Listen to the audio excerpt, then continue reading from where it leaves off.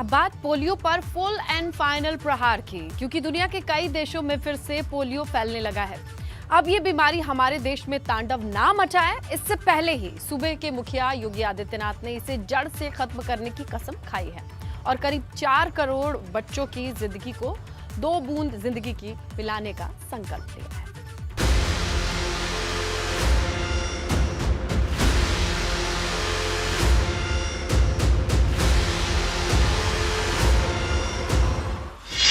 Polio पर full and final प्रहार।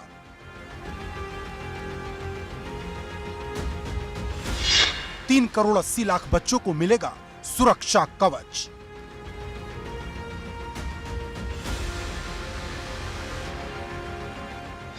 जिस पोलियो को हमने 12 साल पहले हरा दिया, वो पोलियो पाकिस्तान, बांग्लादेश और अफगानिस्तान में फिर से लौट आया है। और अब डर यह है कि कहीं फिर से भारत में पैर न पसार ले, क्योंकि जब तक ये बीमारी दुनिया से खत्म नहीं हो जाती, खतरा बना रहता है।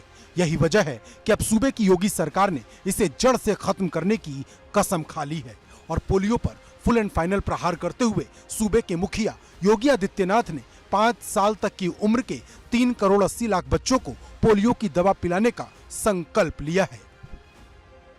जो बातें दुनिया के अंदर देखने को मिली है कि पाकिस्तान और अफगानिस्तान में अभी भी पोलियो से जुड़े हुए मामले देखने को मिले हैं और बीमारी संक्रामक होने के नाते इसका खतरा लगातार बना रह सकता है। इसलिए जब तक कि पूरी दुनिया से इसका पूरी तरह उन्मूलन नहीं हो जाता है, तब तक इस सतर्कता के लिए हमें न केवल वर्तमान को बल्कि भावी पीढ़ी को भी बचाने की दिशा में। अब बात पहाड़ के उस पिक्चर की जो लीक हो गई है, क्योंकि 23 मार्च को वो तारीख है जब उत्तराखंड में सीएम पद का शपथ ग्रहण होना है। हालांकि उससे पहले आज दिल्ली में 4 बैक टू बैक बैठकें हुई हैं, लेकिन सीएम के सस्पेंस से पर्दा नहीं हटा है। अब कल यानी सोमवार को उत्तराखंड में विधायक दल की बैठक होगी, जिसमें राजनाथ सिंह और मीनाक्षी लेखी की मौजूदगी में ये साफ हो जाएगा कि सीएम के लिए कौन सा चेहरा सबसे ठीक है।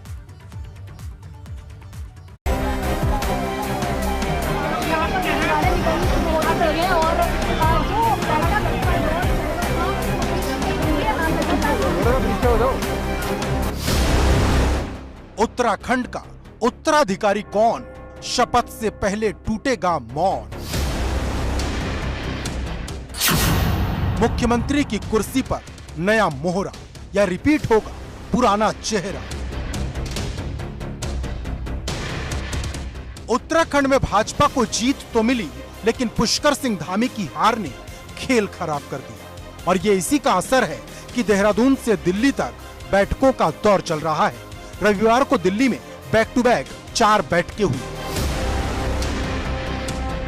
पहली बैठक गृह मंत्री अमित शाह के घर पर हुई, जिसमें भाजपा के राष्ट्रीय अध्यक्ष जेपी नड्डा, संगठन महामंत्री बीएल संतोष, उत्तराखंड के कार्यवाहक सीएम पुष्कर सिंह धामी, पूर्व सीएम त्रिवेंद्र सिंह रावत, भाजपा सांसद रमेश पोखरियाल निशंक और उत्तराखंड में भाजपा के अध्यक्ष मदन कौशिक शामिल हुए। इस बैठक के ठीक बाद दूसरी बैठक हुई। इसमें सिर्फ अमित शाह, जेपी नड्डा और बीएल संतोष जैसे शीर्ष नेता ही शामिल हुए।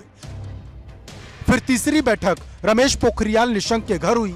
इसमें राष्ट्रीय अध्यक्ष जेपी नड्डा, पुष्कर सिंह धामी, त्रिवेंद्र सिंह रावत, मदन कौशिक शामिल हुए। इसके बाद चौथी बैठक रमेश पोखरियाल निशंक और सीएम पुष्कर सिंह धामी के बीच। लेकिन इन 4 बैठकों के बाद भी सीएम के सस्पेंस से पर्दा नहीं हटा। उत्तराखंड में सरकार को लेकर बना सस्पेंस सोमवार को होने वाली विधानमंडल दल की बैठक के बाद खत्म हो जाएगा।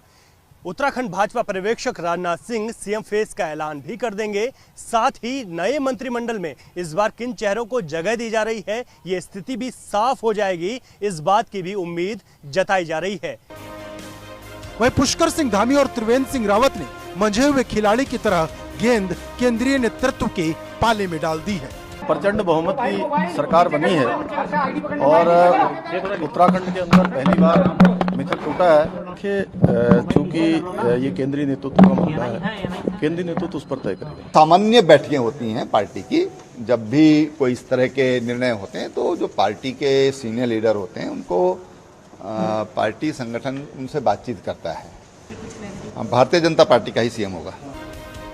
आप सबकी निगाहें सोमवार पर टिकी हैं, क्योंकि पर्यवेक्षक राजनाथ सिंह और मीनाक्षी लेखी सोमवार दोपहर 2 बजे उत्तराखंड पहुंचेंगे, जिनके जाने के बाद ही पूरी तस्वीर साफ होगी। क्योंकि शाम 5 बजे विधायक दल की बैठक होनी है, जिसमें विधायक अपना नेता चुनेंगे और इसी के साथ साफ हो जाएगा उत्तराखंड का उत्तराधिकारी कौन बनेगा। Bureau report, ABP Ganga.